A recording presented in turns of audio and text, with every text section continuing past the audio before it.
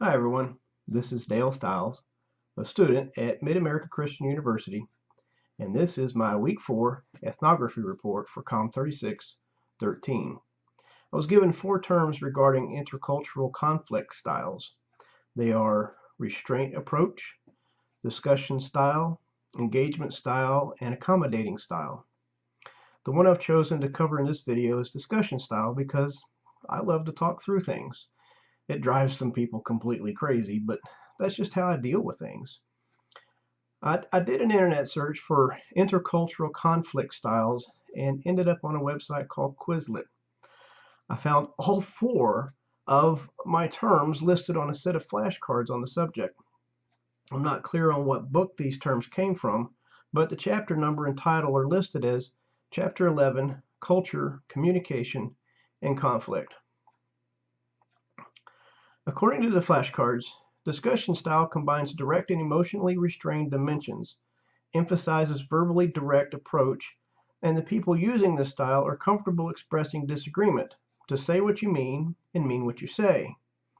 People who use this style are comfortable expressing disagreements directly, but prefer to be emotionally restrained. Many people never learn how to say what they mean. They're taught to restrain themselves and never disagree. Just go along with whatever's being said or done. They fail to engage in rendering aid to those in desperate need and instead choose to film something instead of stepping in or calling for help. We're taught not to discuss religion or politics because people are so emotional about both.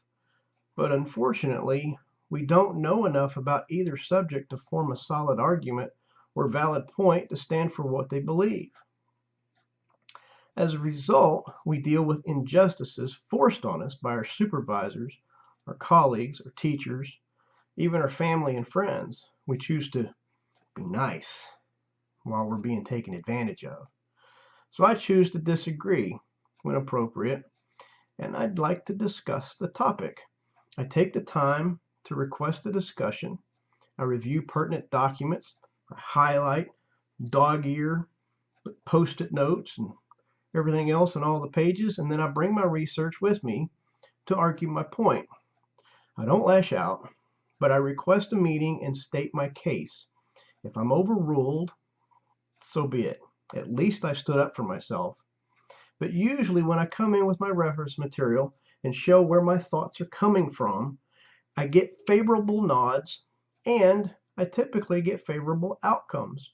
And 9 times out of 10, I'm not the only one this is happening to. So if I bring, the employee guidebook in with me and I say, listen, here, here, and here, you claim that these things are going to be done. And it's not happening for any of us. We'd like to see that change.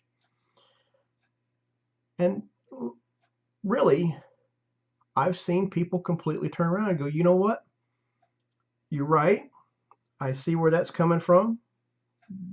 Financially, that's not a good idea. We probably need to make some changes.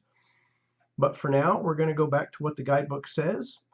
And then we're going to, have a town hall meeting and figure out a way,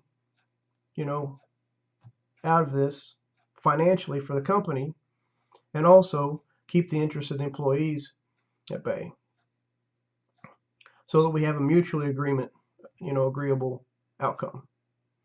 Now look, there's many examples of resolving conflict in scriptures. One of them can be found in Philippians 2:4, which reads, "Do not merely look out for your own personal interests, but also for the interests of others."